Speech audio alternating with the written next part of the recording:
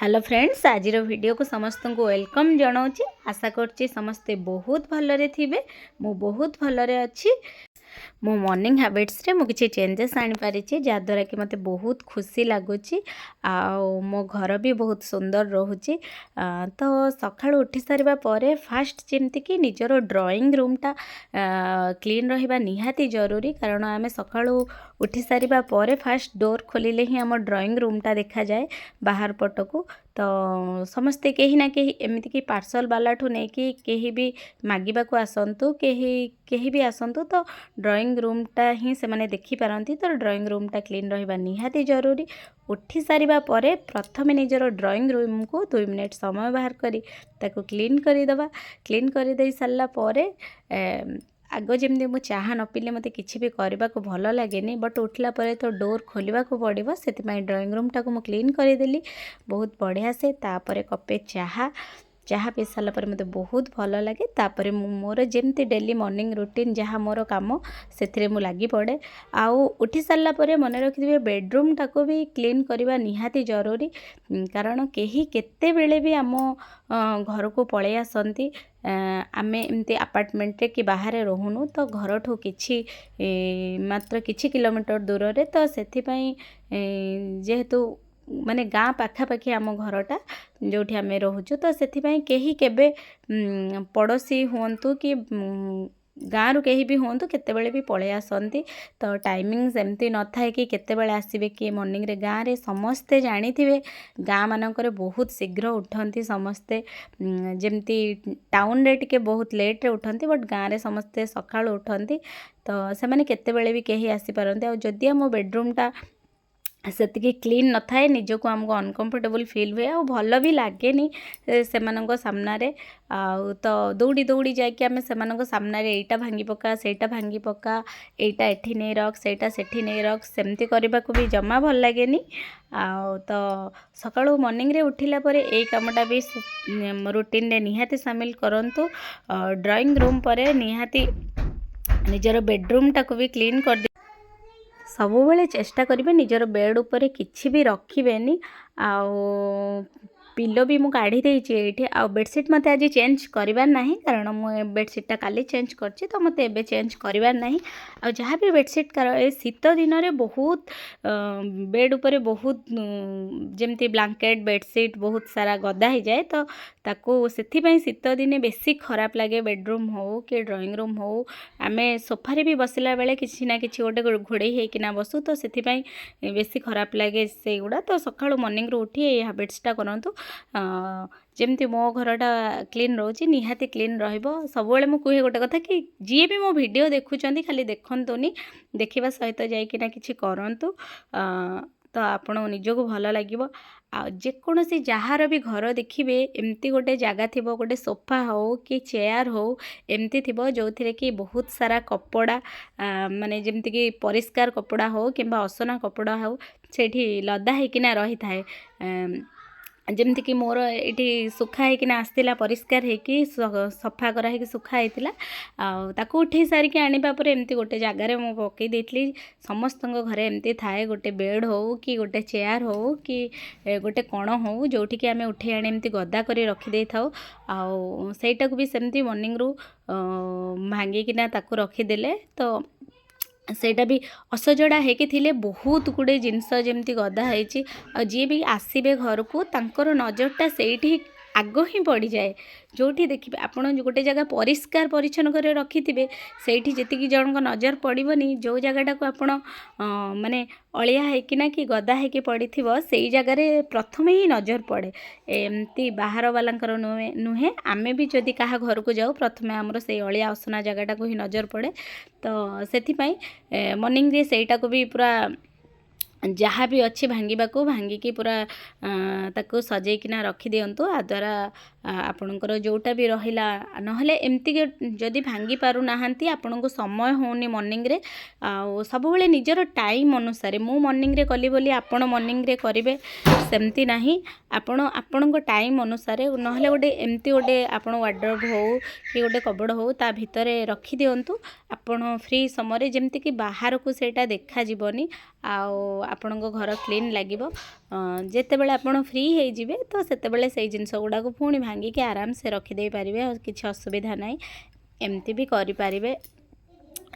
ଯେହେତୁ ମୋ ଘରେ ସେମିତି କିଛି ରଖିବାକୁ ସୁବିଧା ନାହିଁ ତ ସେଥିପାଇଁ ମୋତେ ଭାଙ୍ଗିବାକୁ ପଡ଼ିବ, ଆଉ ମୁଁ ଭାଙ୍ଗି ମଧ୍ୟ ଦେଲି। କିଛି କ୍ଲୋଜ୍ ଲୋକ ଥାଆନ୍ତି ଯେଉଁମାନେ କି ଡ୍ରଇଂ ରୁମ୍ ପର୍ଯ୍ୟନ୍ତ ଜମା ବି ସୀମିତ ରୁହନ୍ତିନି, ତ ସେମାନେ ଆମ ବେଡ଼ରୁମ୍ ପର୍ଯ୍ୟନ୍ତ ପଳେଇ ଆସନ୍ତି। ତ ବେଡ଼ରୁମ୍ଟାକୁ ସେଥିପାଇଁ ବେଶୀ କ୍ଲିନ୍ ରଖିବା ଦରକାର। ସକାଳୁ ଉଠିବା ପରେ ଡ୍ରଇଂ ରୁମ୍ ପରେ ବେଡ଼ରୁମ୍ଟାକୁ ବି ସେତିକି କ୍ଲିନ୍ ରଖିବା ଦରକାର। ଆଉ ଘର କ୍ଲିନ୍ ରହିଲେ ଦେଖିବେ ବହୁତ ପଜିଟିଭ୍ ଫିଲ୍ ହେବ। ମୋତେ ବି ଏଇଗୁଡ଼ା ଆଗରୁ ବହୁତ କଷ୍ଟ ଲାଗୁଥିଲା, ବହୁତ ମାନେ ଯେମିତି ବହୁତ ବଡ଼ କାମ ଆଉ ମୁଁ ପାରିବିନି ଏମିତି ଲାଗୁଥିଲା। ଧୀରେ ଧୀରେ ଛୋଟ ଯେମିତି କହିଥିଲି ଛୋଟ ଘରୁ କିଚେନ୍ ସଫା କରିବାରୁ ମୁଁ ଷ୍ଟାର୍ଟ କରିଥିଲି। ତ ଏବେ ମୋର ସବୁ ଜାଗା ସବୁ ଘର କ୍ଲିନ୍ ରହୁଛି, ତ ମୋତେ ବହୁତ ଖୁସି ଲାଗୁଛି। ତ ସେମିତି ଗୋଟେ ଛୋଟ ଜାଗାରୁ ଷ୍ଟାର୍ଟ କରନ୍ତୁ, ଧୀରେ ଧୀରେ ଅଭ୍ୟାସରେ ପଡ଼ିଗଲେ ମାନେ ଅଭ୍ୟାସ ହେଇଯିବ ସେମିତି କ୍ଲିନ୍ ରଖିବାର ଅଭ୍ୟାସଟା। ଆଉ ଘର ତ ମୋର ଏବେ ପୁରା କ୍ଲିନ୍ ହେଇଗଲା।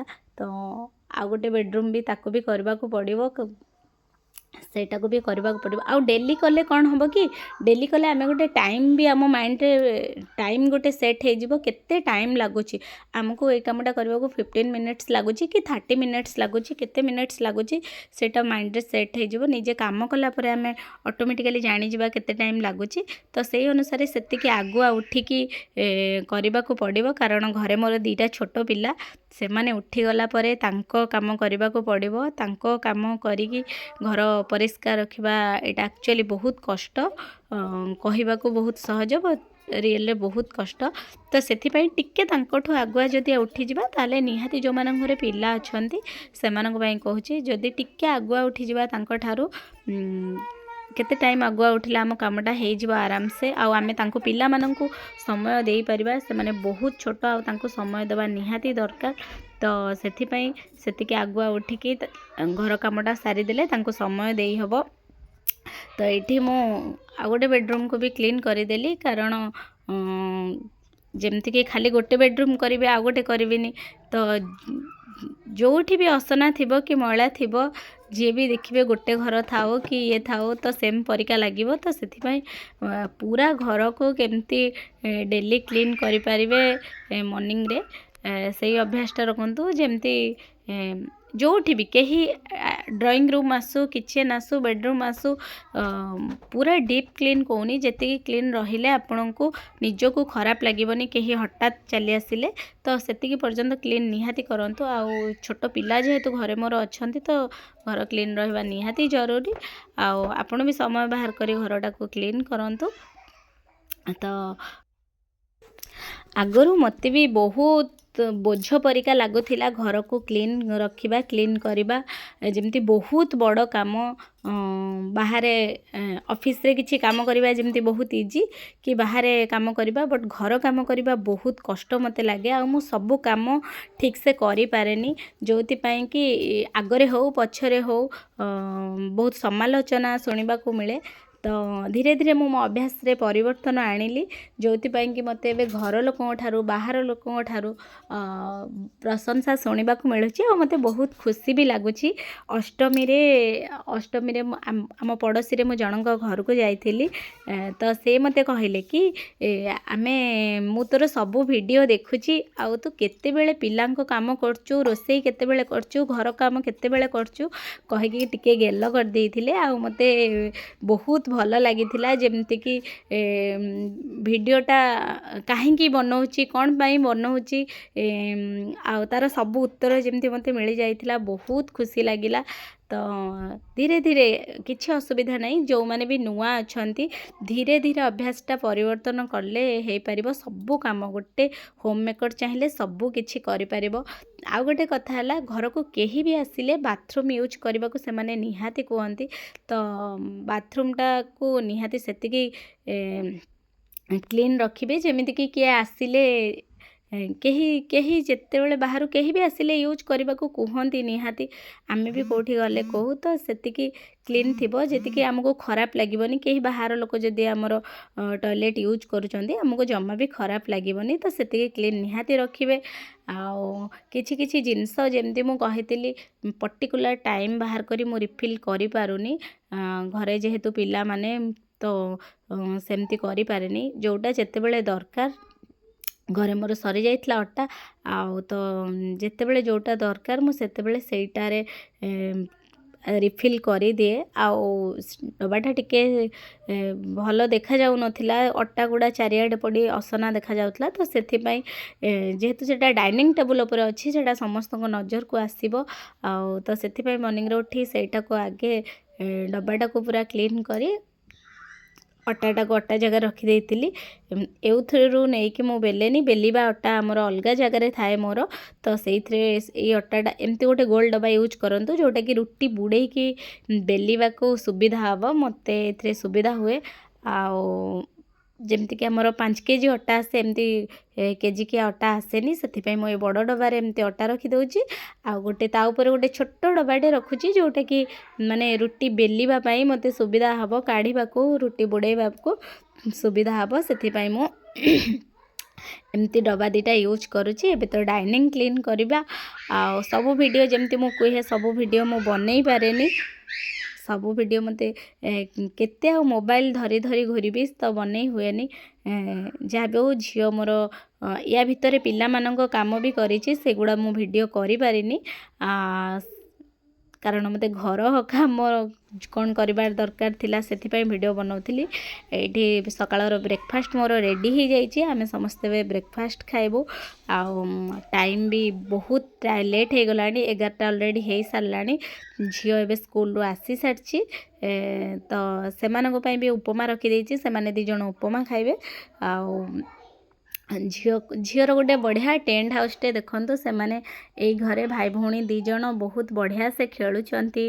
ଆଉ ମୋବାଇଲ୍ ଯେତେବେଳେ ସେ ଛୁପିକି ମୋବାଇଲ୍ ଦେଖନ୍ତି, ଏଇ ଘରଟାରେ ଯାଇକି ମୋବାଇଲ୍ ଦେଖନ୍ତି। ଛୋଟ ଛୋଟ ଜିନିଷ ବହୁତ ଖୁସି ଦିଏ, ଯେମିତିକି ଏଇ ଟେଣ୍ଟ ହାଉସ୍ଟା ବହୁତ ଖୁସି ମୋ ପିଲାମାନଙ୍କୁ ଦେଉଛି। ଆଉ ସେମାନେ ଯେତେବେଳେ ଏଇ ଛୋଟ ଘରେ ବସିକିନା ଖେଳୁଛନ୍ତି ତାଙ୍କଠୁ ବେଶୀ ବୋଧେ ଖୁସି ମୋତେ ଲାଗୁଛି। କାରଣ ଛୋଟବେଳେ ମନେ ଅଛି ମୋର, ଆମ ଘରେ ଗୋଟେ ଟେବୁଲ୍ ଥିଲା, ଯେଉଁ ଟେବୁଲ୍ରେ କି ଆମେ ବାରମ୍ବାର ଭାଇ ଭଉଣୀମାନେ ସେଇ ଟେବୁଲ୍ରେ ବସିକି ତା ଭିତରେ ଗୋଟେ ପିଲୋ ରଖିକି ଶୋଇପଡ଼ୁ, ଟେବୁଲ୍ଟାକୁ ବନ୍ଦ କରିଦେଉ। ତ ଏବେ ତ ସବୁ ଚେଞ୍ଜ ହେଇଗଲାଣି। ଆଉ ଏବେ ତ ଟେଣ୍ଟ ହାଉସ୍ ମିଳିଲାଣି, ପିଲାମାନେ ଖୁସିରେ ଖେଳିପାରିବେ। ସବୁ ଭିଡ଼ିଓ ମୁଁ କରିପାରୁନି, ଦେଖେଇ ପାରୁନି, କେବେ ପସିବୁଲ୍ ବି ହେବ କି ନାହିଁ ମୋ ଲାଇଫ୍ରେ ମୁଁ ସବୁ ଭିଡ଼ିଓ ପୁରା ହୋଲ୍ ଡେର ଭିଡ଼ିଓ ଦେଖେଇ ପାରିବି। ଯାହା ହଉ ଏଇଠି ଖାଇବା ବି ଆମର ରେଡ଼ି ହେଇଯାଇଛି, ଲଞ୍ଚ ରେଡ଼ି ହେଇଯାଇଛି। ଆଜିର ଭିଡ଼ିଓଟା ଏଇଠି ରଖୁଛି, ପୁଣି ଦେଖାହେବ ଆଉ ଗୋଟେ ଭିଡ଼ିଓରେ। ଯଦି ମୋ ଭିଡ଼ିଓଟି ଭଲ ଲାଗୁଥାଏ ତାହେଲେ ଲାଇକ୍ କରିବାକୁ ଜମା ବି ଭୁଲିବେନି। ଯେଉଁମାନେ ମୋ ଚ୍ୟାନେଲରେ ନୂଆ ଅଛନ୍ତି ସେମାନେ ଜଲ୍ଦି ଜଲ୍ଦି ଯାଇ ମୋ ଚ୍ୟାନେଲକୁ ସବସ୍କ୍ରାଇବ୍ କରିଦିଅନ୍ତୁ।